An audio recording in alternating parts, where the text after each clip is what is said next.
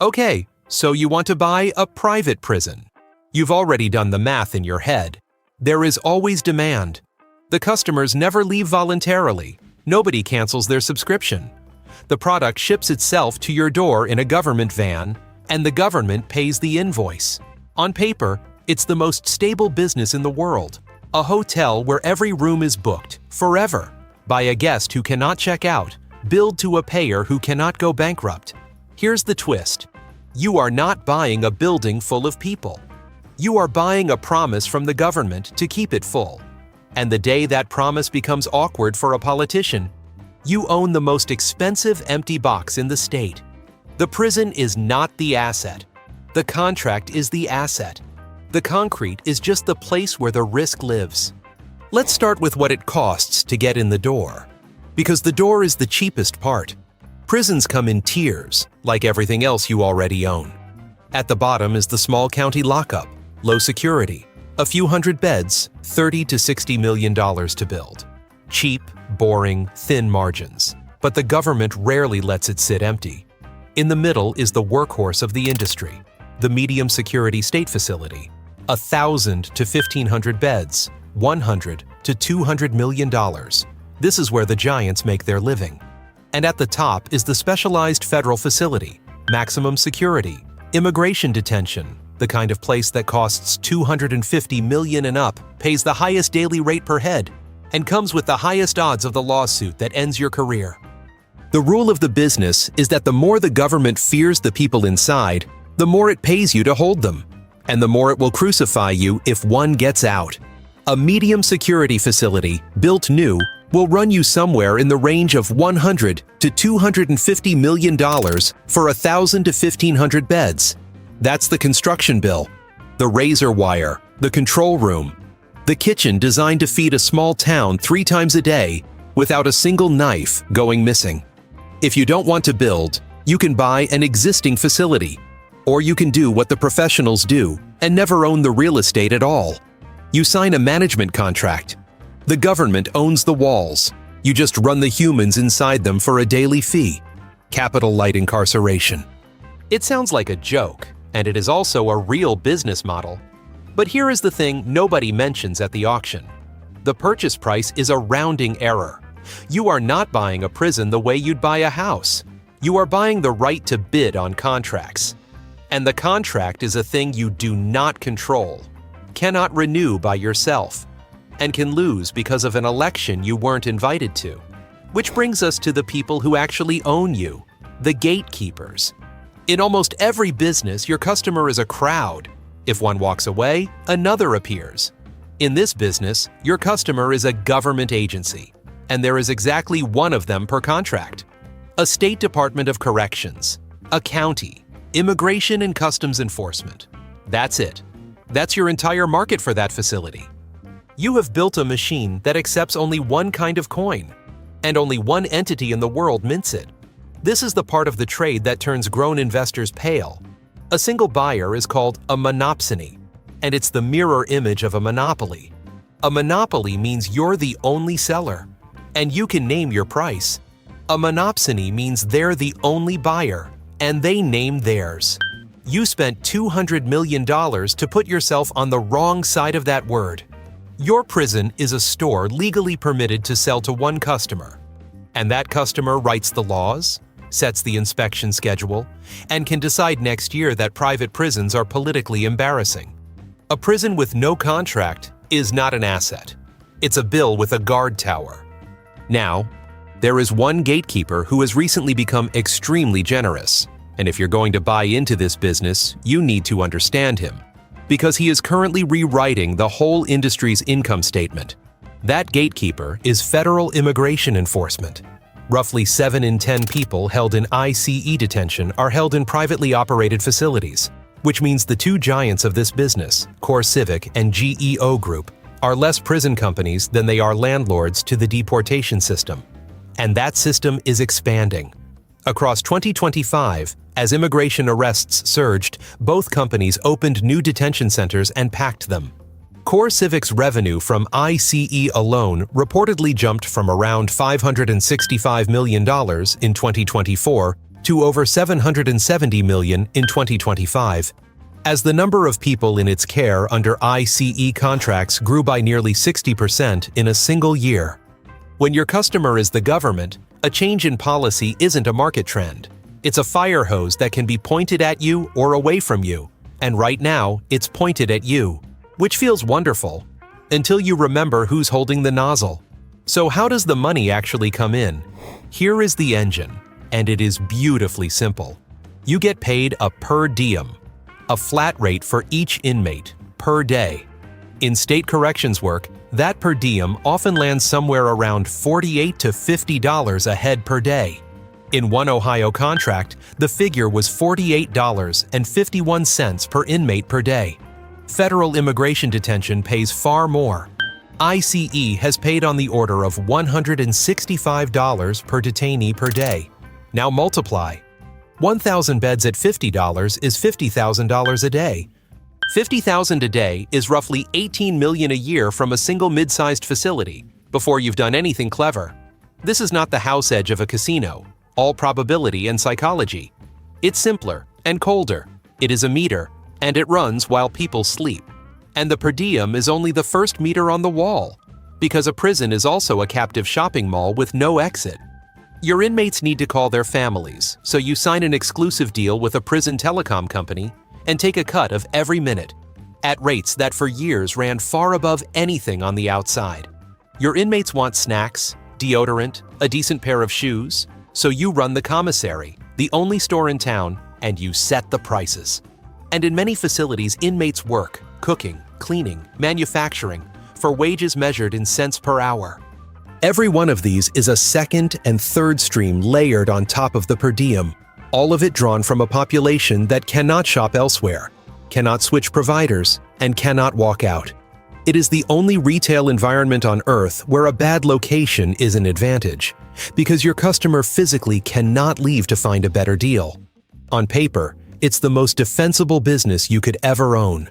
But per diem times bodies has a terrifying flaw, and any owner who's run the numbers has already spotted it. If the beds empty out, the meter slows down.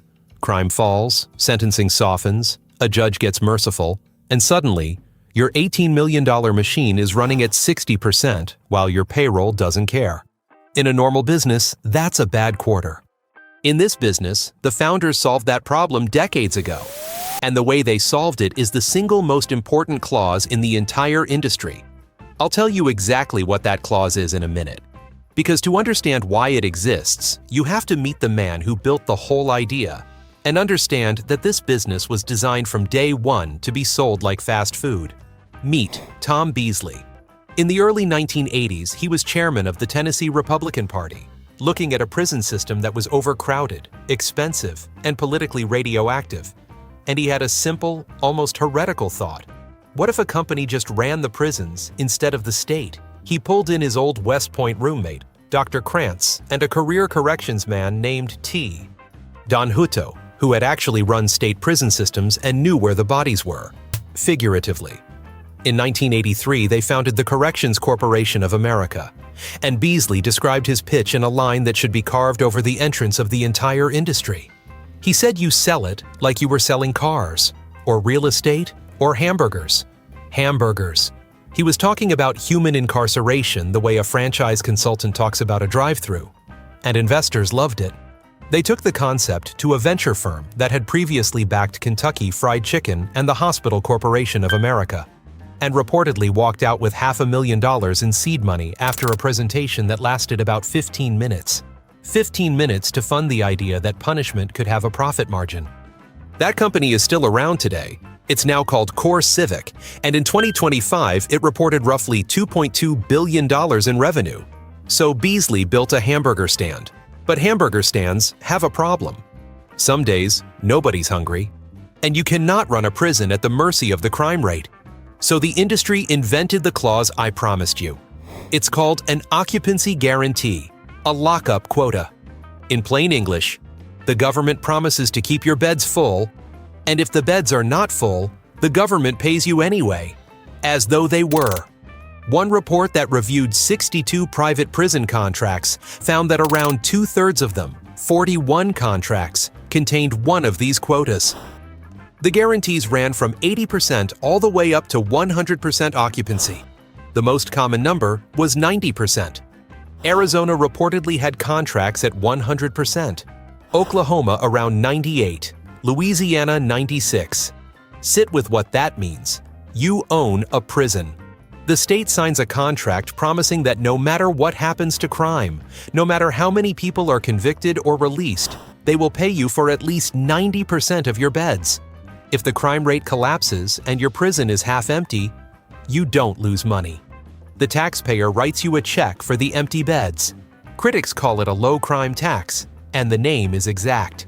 Your business gets more profitable when society gets safer, and you don't have to lift a finger to earn it. This is the answer to the cliffhanger.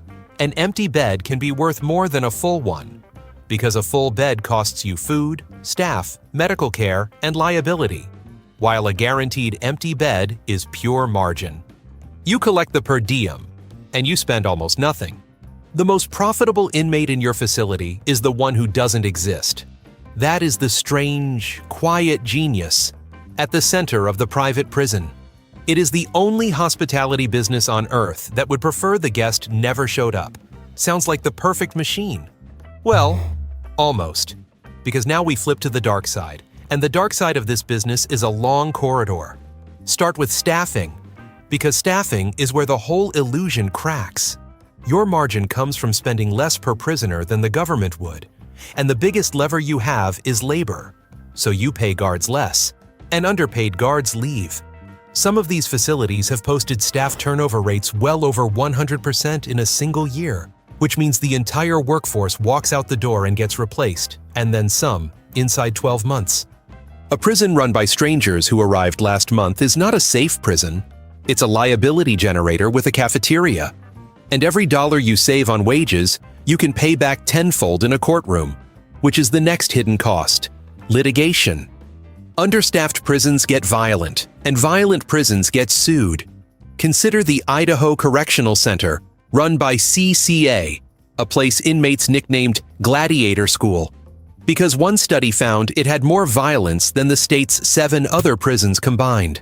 The ACLU sued in 2010. The company settled and promised to fully staff the place. Then it emerged that employees had filed reports showing thousands of hours, reportedly around 4,800, of vacant guard posts as if they'd been staffed. The state pursued a settlement of around $1 million. A judge held the company in contempt, an independent monitor was appointed, and the FBI got involved.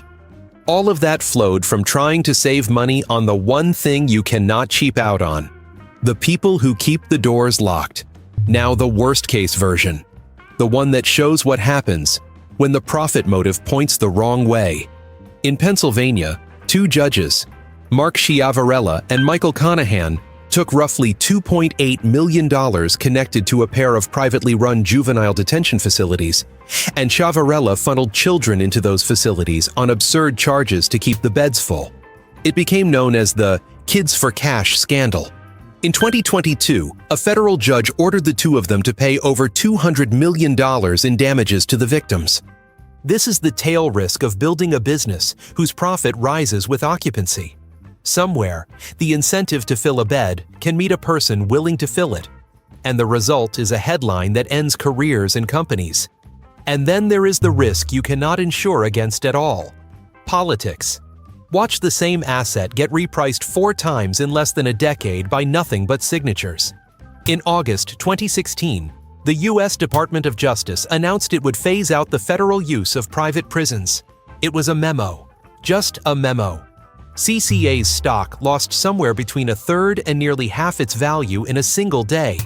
Then, in 2017, a new administration reversed the decision, and the stock roared back to life. Then in 2021, President Biden signed an executive order directing the Justice Department not to renew its contracts with privately operated criminal facilities, and the shares sank again. Then came the immigration surge of 2025, and the same companies were posting record revenue. 4 whiplash turns, and not one of them had anything to do with how well you ran your prison. Your asset does not rise and fall on your competence. It rises and falls on who won an election you had no vote in. A prison's greatest structural weakness is that its only customer changes its mind every 4 years, and it's legally allowed to hate you. So let's calculate what you actually make. The optimistic case first, the one in the pitch deck. You own a 1,500-bed facility. You've got a 90% occupancy guarantee, so you're paid on at least 1,350 beds no matter what. At $50 per bed per day, that's $67,500 a day. Call it around $24 million a year in guaranteed revenue. Your operating costs, staffing, food, medical, maintenance, and utilities might run 60 to 70% of that if you're disciplined. So in a clean year, you clear several million in operating profit off one building. Stack up a dozen buildings and you're the multi-billion-dollar company that GEO Group became. The one whose founder, George Zoley, has in recent years drawn compensation reported in the range of $11 to $15 million a year, and holds a stake in the company worth over $100 million. In 2025, GEO reported roughly $2.6 billion in revenue. The hamburger stand worked. Against that revenue, you spent, say, $150 million to acquire the building. Several million a year in clean profit means a payback period stretching well past a decade of quiet, unglamorous, invisible cash flow. Nobody gets rich fast in this business. They get rich slowly, and they get rich in a way they would rather not print on a t-shirt. Now the realistic case. A wave of sentencing reform trims your inmate count. A new governor campaigns against you by name.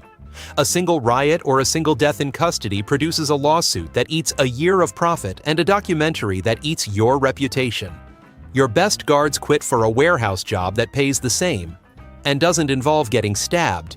And then, one Tuesday, a deputy attorney general signs a memo, and half your market value evaporates before lunch. Any one of those can flip a $12 million profit into a loss several times that size. Once you add up the legal fees, the settlements, the lost contracts, and the stock in free fall. The distance between a good year and a catastrophic one here is not measured in dollars. It's measured in whether your company's name ends up in a documentary. Your revenue was contractually guaranteed. Your business was not. That's the paradox of this asset. The revenue is the safest in the world, right up until the moment the whole thing becomes illegal. You're running a monopoly that can be canceled by a press release. You have the pricing power of a landlord and the political durability of a rumor. So here's what you're really buying when you buy a private prison. You are not buying a steady stream of desperate customers. You are buying a single customer, the state, and signing a contract that makes you look like a genius as long as that customer is happy, and a villain the instant that customer needs someone to blame. You are buying a machine that prints money by keeping beds full, and the same machine, run by a slightly worse person, prints indictments.